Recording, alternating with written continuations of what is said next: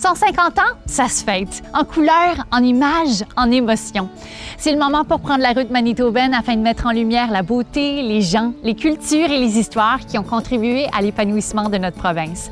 Ces histoires qui nous rassemblent mettent en vedette des gens qui font vibrer nos communautés partout au Manitoba. Alexander has something for everyone. Telle est la devise de la municipalité qui abrite le village francophone de Saint-Georges. Et cette devise dit vrai. Facile d'accès à seulement 1 heure de Winnipeg, la municipalité offre des parcs, des plages, des forêts, des industries et toutes les commodités nécessaires. C'est un véritable paradis sculpté par le vent et la rivière Winnipeg.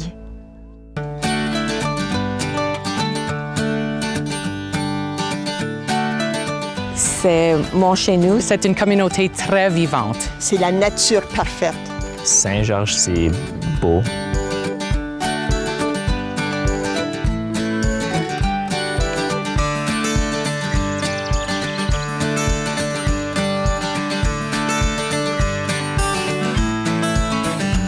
Les premiers pionniers sont venus de Châteauguay, Québec, et puis ils ont répondu à l'appel des missionnaires à Fort Alexandre. Alors, on a eu le père Allard et le père Dupont.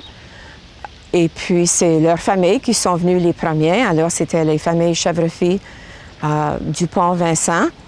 Et puis ça a été suivi après par la famille Vinette, Martel, plusieurs autres familles qui sont venues à Saint-Georges de Châteauguay. Mon arrière-grand-père Ephraim, c'était un de ces gens-là qui allait chercher des familles, des jeunes familles ou bien des jeunes couples pour venir ici. Puis dans ces couples-là, il y avait la famille Chèvrefille, puis il y avait aussi les Vincent. Puis là, il y a eu d'autres Dupont par après, mais en tout cas, c'était... La première famille, c'était Chèvrefille qui est arrivée par ici. Au commencement, mais c'était surtout des fermiers, ils étaient cultivateurs. Puis là, avec l'arrivée il y avait l'usine de pâte à papier à Pine Falls. Quand ça a ouvert, mais là, il y avait beaucoup de gens qui ont décidé de commencer à couper du bois aussi. Ça faisait une bonne manière pour faire de l'argent. Avec le temps, en 1966, ils ont commencé à changer ça. Ils ont commencé à avoir des machines pour couper le bois et tout ça. Ils n'ont plus besoin des chevaux. Fait qu'ils n'ont plus besoin des camps de bûcherons. Alors, ils ont commencé à arrêter les camps de bûcherons.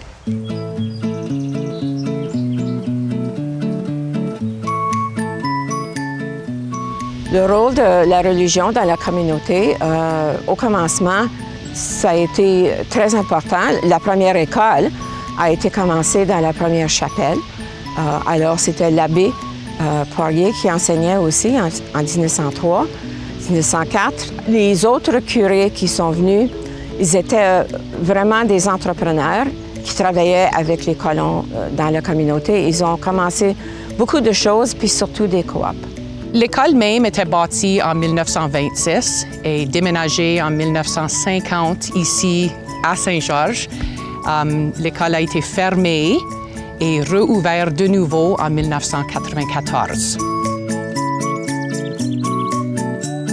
L'école Saint-Georges fait partie de la DSFM et ma mère, avec aussi plusieurs membres de la communauté, ont travaillé très fort pour ouvrir une école francophone pour notre village. Je suis en 7e année et j'aime mon école car c'est une petite école et tout le monde se connaît et on est tous des amis. Aujourd'hui, c'est beau de voir les enfants qui jouent dans la cour d'école et puis le gymnase qui est arrivé en 2013. Ça a été un gros défi où la communauté a travaillé très fort avec la DSFM.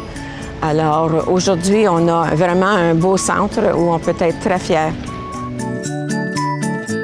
Le monde ici veut toujours que leur famille, leurs jeunes, les grands-parents, qu'ils ont la chance d'être engagés dans la communauté. Alors, ils sont toujours en train d'organiser leur nouvelle version pour la nouvelle génération de ça.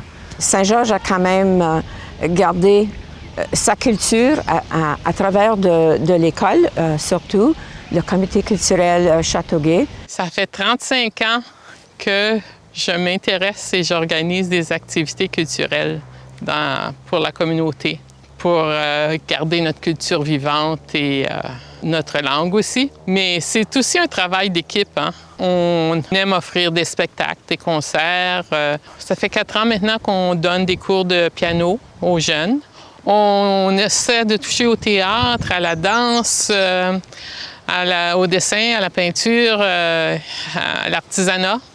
Enfin, tout ça. Et puis, on veut continuer dans ce sens-là.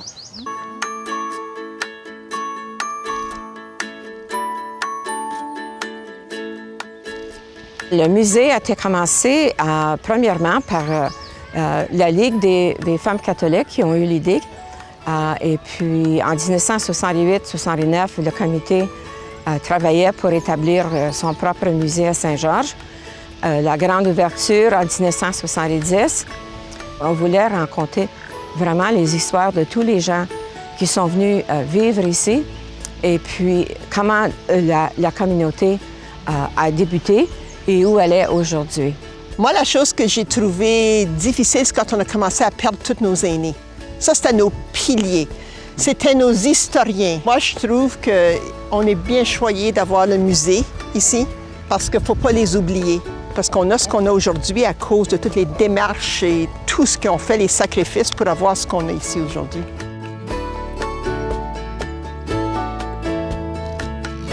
Saint-Georges est tellement un beau village. On habite juste au long de la rivière. On est en bateau pendant l'été, on est en motoneige pendant l'hiver, on a accès à la pêche, on habite dans la campagne. La nature est partout. Il y a tellement de gens, quand ils passent ici, la chose qu'on entend, une des choses qu'on entend le plus souvent, ça me fait penser à un petit village québécois. Quand ils s'en viennent, puis ils voient l'église sur le bord, puis ils voient la rivière, puis les petites collines, c'est ça qu'ils disent, ça ressemble à un petit village québécois. Oui, parce que les terrains, comme sur notre bord de rivière, les terrains sont tous divisés comme des seigneuries. Oui. Mais c'était un quart de mille de large par 1 mille de long. Oui. Toutes les terres étaient les mêmes. Oui. Comme ça, dans le temps, ils pouvaient servent de la rivière, alors ils pouvaient avoir chacun accès à la rivière.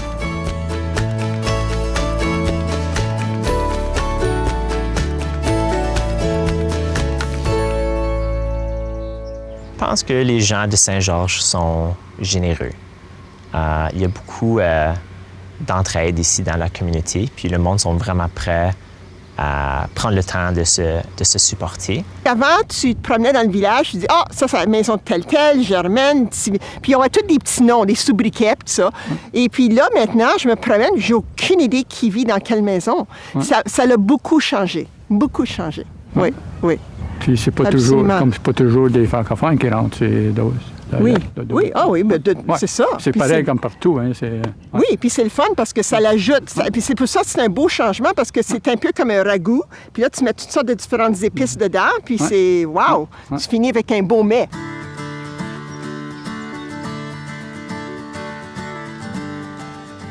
Quand le barrage a été construit et puis qu'ils ont mis un pont, ça l'a changé vraiment parce que Saint-Georges, vraiment, là, c'était le centre où on avait toutes les entreprises.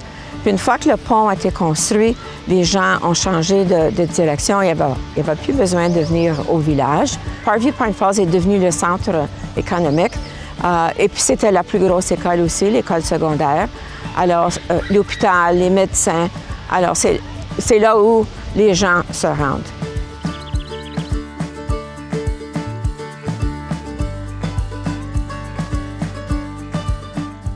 Pine Falls a été établi en 1928. Et puis, il y a un Jean qui avait un rêve d'être capable d'établir une usine ici, qui était capable de produire du papier. Ils ont commencé à bâtir l'usine et puis ça a pris 25 mois à la bâtir. Mais l'affaire qui était vraiment intéressante, c'est que le moulin à papier était une affaire d'importance. L'autre affaire qui était vraiment, vraiment importante, c'était bâtir un village qui était capable de supporter l'usine. Ils ont bâti 110 maisons. Et puis, toutes ces maisons et tout le village, la plupart du village, appartenaient à la compagnie. Alors, tous les travailleurs, ils n'avaient pas de choix. Il fallait louer les maisons pour être capable de travailler au moulin. L'usine, on a fermé vers les années 2010, tout là. Ils ont commencé à faire la démarche pour vendre. Un an plus tard, ils ont fermé complètement. Puis c'était vraiment... Ils ont tout rasé, il n'y a plus rien. Là. Ils ont tout recyclé, les affaires. De mon point de vue, Saint-Georges, c'est la plupart français. Ça a tout le temps été comme ça. Powerview puis Pine Falls, complètement, un petit peu différent. Les gens de Pine Falls, la plupart d'eux autres, parce qu'ils étaient gouvernés par la compagnie, ça, il n'y avait pas beaucoup de...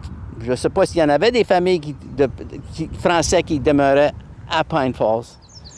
C'était tout complètement différent. Mais à Powerview, c'était un vrai mix. Il y avait des Italiens, des Polonais, des Allemands, Tchécoslovaquie. Ça, c'était un gros mix. Puis quand ça venait de discuter les affaires de métis, on n'avait pas le temps à ça. On a été élevés parmi une grande bunch de monde. Ça fait que, oui, dans un sens, on avait une certaine division parmi les communautés, mais il a fallu s'accorder. Et puis c'est ça que notre succès est basé.